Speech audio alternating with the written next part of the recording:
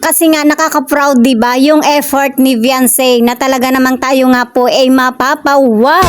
Wifi, may pa-surprise gift para kay hubby para sa kanyang kaarawan. Ayan, grabe mga kalingap. At dahil dito ay reaction nga po ni Papa Eds. Grabe, wala lang.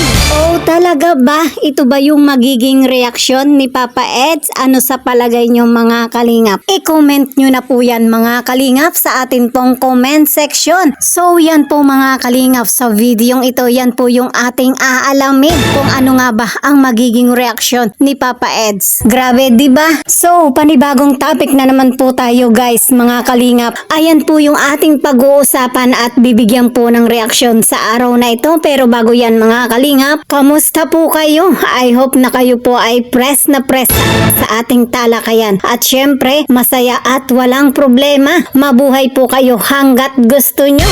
Ayan, grabe. At kung bago lang po kayo dito sa ating munting channel, wag na wag po kayong mahihiyang mag-subscribe, mag-like and share na rin po kayo. Ayan. At syempre, hindi rin po natin nakakalimutan. Mega love shoutout po sa mga taong patuloy po nating sinusuportahan. Ayan, Kuya Bal Santos Matubang and Kalinga Rob. Tuloy-tuloy lang po tayo at huwag magsasawang sumuporta sa kanilang charity works. Ayan. So, tuloy-tuloy na po tayo mga kalinga. Pag-usapan na po natin ang atin pong topic. Ayan. Ito nga po mga kalingap ay patungkol sa paparating na kaarawan nga po ni Papa Eds. Papalapit na ng papalapit at grabe mga kalingap. Ilang tulog na lamang. Kaarawan na nga po ni Papa Eds. Ayan.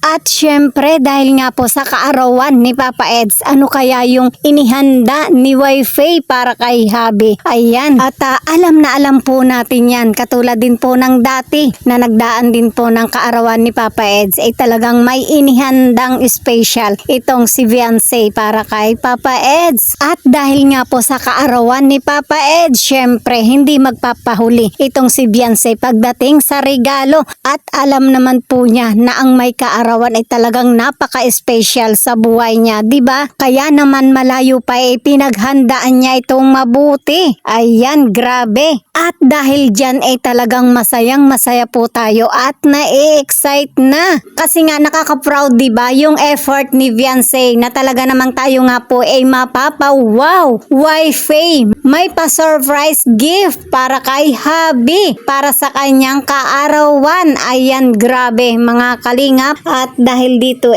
reaction nga po ni Papa Eds. Grabe, wala lang. Oh, talaga ba? Ito ba yung magiging reaksyon ni Papa Eds? Ano sa palagay nyo mga kalingap? Syempre, hindi, diba? Kasi nga hindi ito yung dapat na maging reaksyon ni Papa Eds. Kasi nga ayon sa matinding bulong, ayan, ito nga daw pong gift ni Beyonce kay Papa Eds may giveaway pa. Aha, grabe. Talagang nakakatuwa, ano, diba? At nakaka-excite na.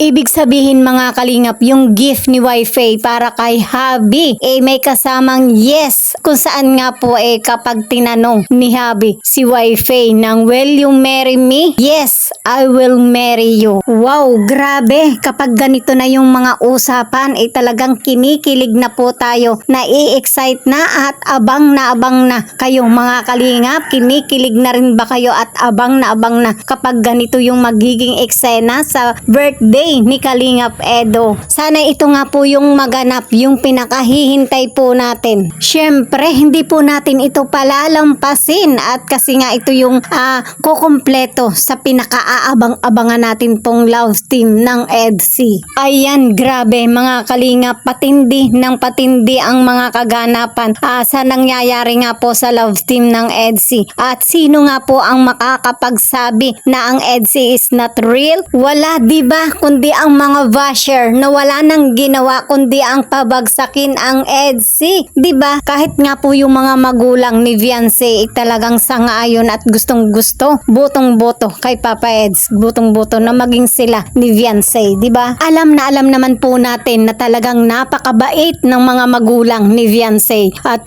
kung saan nga po masaya itong si Beyonce talagang lagi silang nandyan, handang sumuporta, diba? At wala po tayong masabi at syempre nakaka-proud din po ang mga magulang nga po ni Viancy. So ayan mga kalinga, para sa kabuuan nga po ng ating talakayan na isa sa mga kaganapan at posibleng mangyari para sa araw nga po ng kaarawan ni Papa Eds. So ayan, grabe mga kalingap. At bilang updates po natin sa love team ng Edsy, panoorin po natin ang ilang clips mula po sa vlogs ni Kalingap JJ. So abangan niyo po yung kabang-abang talaga. Abangan niyo po yun. Siyempre, abangan niyo din po kung ano po yung magiging regalo ni Viancy kay Kalipedo. Kasi yun po yung pinakakaabangan talaga. Kung ano ba talaga yung pinakaregalo ni Viancy sa birthday ni Kalipedo. Yun ba ay pag-upgrade ng kanilang relationship? Pero hindi ko sinasabi pong hindi ko po sinasabi na talagang yun ang mangyari. Marahil lang naman, syempre, as fan, as supporter. Syempre, pwede tayong mag-isip na pwedeng mangyari in the future. Pero, hindi tayo mag-expect ng sobra-sobra para hindi po tayo masaktan. Basta kung ano mangyari sa kanilang dalawa sa future, sa mga mangyari sa future, ay masaya na tayo. Mga kalingap. Kasi nagbigay sila ng ngiti, nagbigay ng kasiyahan sa ating buhay. So, wala na lahat ng mga pinagkakaabalahan natin. So, yun po mga kalingap. Abangan niyo po yung pinaka-regalo. Ano kaya yung regalo?